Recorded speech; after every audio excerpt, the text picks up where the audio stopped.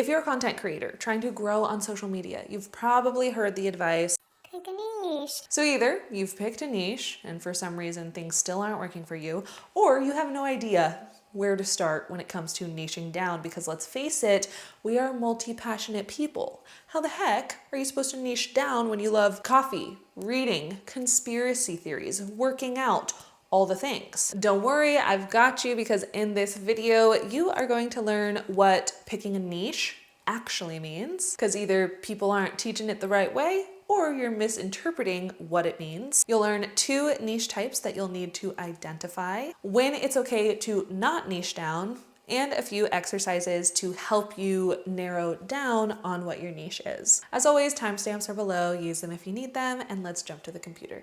Sure, we've heard this phrase a bajillion times. Pick your niche, pick a niche, whatever. Like, you have to narrow down. You have to narrow down in order to grow. Raise your hand if you heard that. I know I've heard it a million times.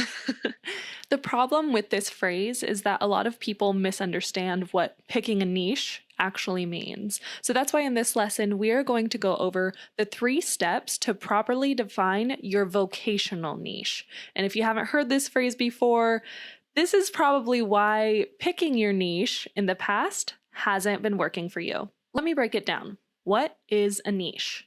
According to our trusty Google dictionary, niche is a specialized segment of the market for a particular kind of product or service. Fantastic, Millie, but what does that actually mean? Let's break this up into 2 sides of the definition, right? You have the first half, which is niche as a specialized segment of the market.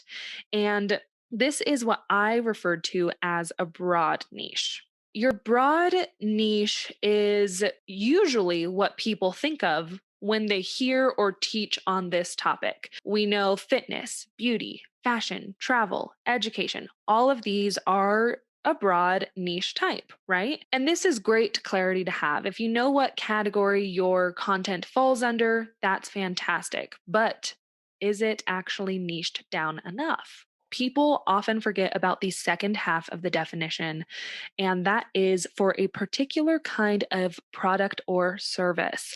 So this is the second half of your niche type, and this is what I referred to as your fixed niche. Your fixed niche is something that gets even more specific with your broad niche. So, good questions to ask yourself to figure out what your fixed one is. What kind of blank? Or who is my message for? What is my style of blank? And filling in the blanks, you could say, what kind of fashion? What kind of fitness? Here are some examples. So, if your broad focus is on travel, you need to get more specific than that. So maybe your fixed niche would be budget friendly international travel. That is way more specific. Or even fitness. Fitness is too broad. We need to get more specific. Get that fixed niche and say fitness from home for busy moms. It says who it's for. It says the type of fitness. Or even eco-friendly 70s fashion. So maybe you love to thrift, you're doing fashion, and it's focused on 70s style. So get really specific with what kind of blank are you. The third step to picking your niche is making sure that it is your vocational niche. There is this alternate definition of the word niche that oftentimes people overlook, but I think it is more powerful than the typical definition. And that is a place, job, or use for which a person or a thing is best fitted. This brings me into the definition of vocational or vocation. The word vocation is a strong feeling of suitability for a particular career or occupation. So when you put these 2 words together, it is basically saying that you should be picking a segment of the market that you are particularly passionate about or really care about doing. This was one of the biggest mistakes I made when I first started growing, and that's why I want to tell you how important it is to pick a niche that you genuinely love, not because other people are doing it. Your enthusiasm behind what you do will give you your unique positioning that will naturally magnetize your audience to you.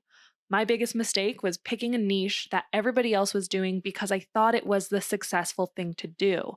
It wasn't until I pivoted and focused on what I truly enjoyed that I finally started seeing results. Now, there are times where it's okay to not niche down, and we're going to talk about that next. But first, if you're somebody who is serious about becoming a content creator, like, you know, deep down, this is what you want to do. You have that feeling. It keeps you up at night. It's all you could think about. You're like, I feel like I was destined for this.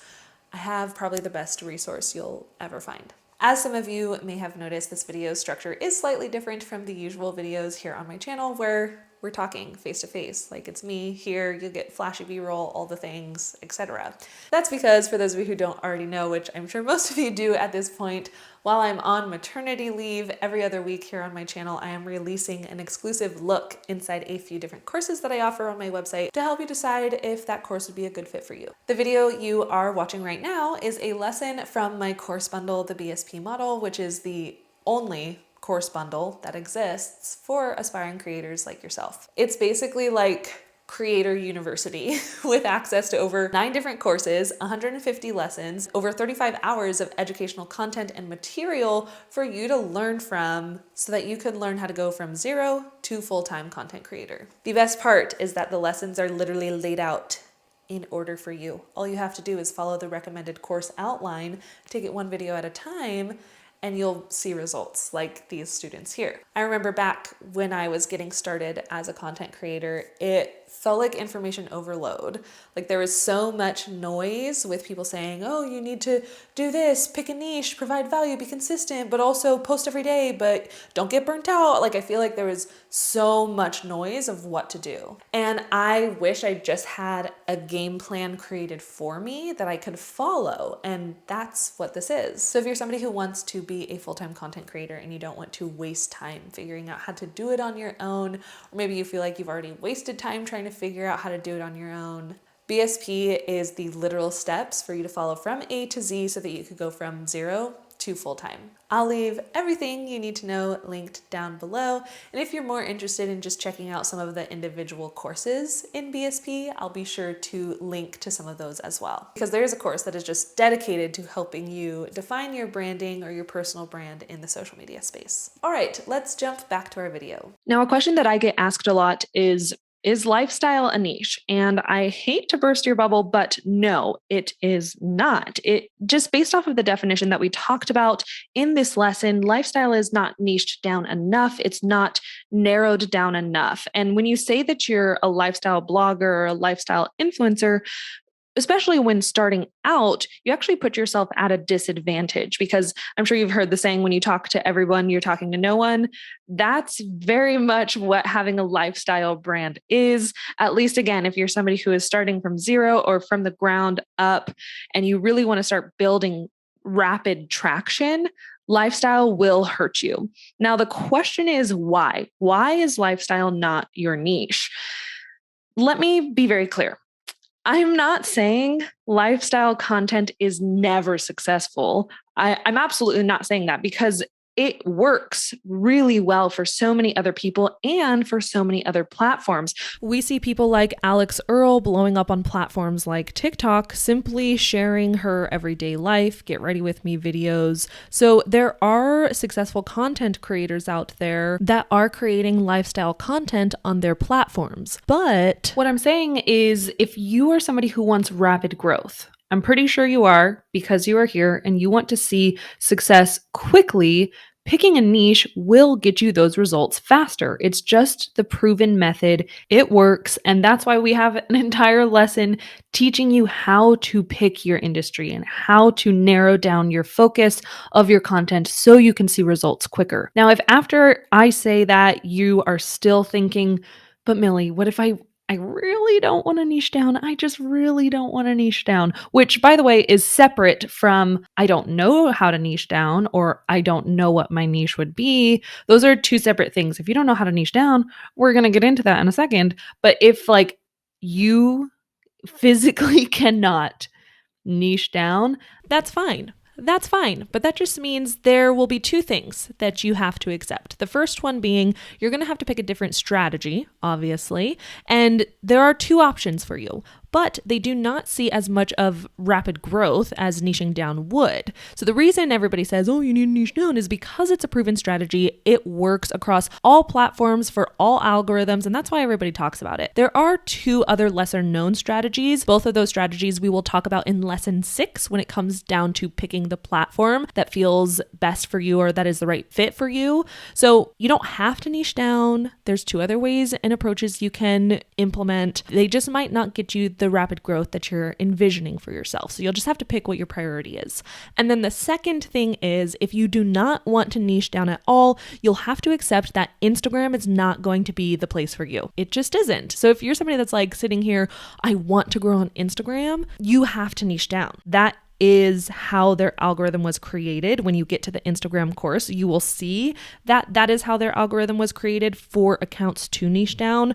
So either you niche down anyway and pick Instagram as the platform you want to grow on, or you don't niche down and you'll have to pick a different platform, whether that's YouTube or TikTok. Again, I'll help you decide which platform is the best fit for you in the final lesson of this course, but I just wanted you to know that those are the two things you'll have to accept if you don't want to niche down. So that's really why at the end of the day, I recommend everybody just trying to niche down. Just try, see what happens, because it works for every single platform. Do the work that's laid out in these next few lessons. Just humor me, because this strategy just works. All right. So you're somebody who can't pick your niche, huh?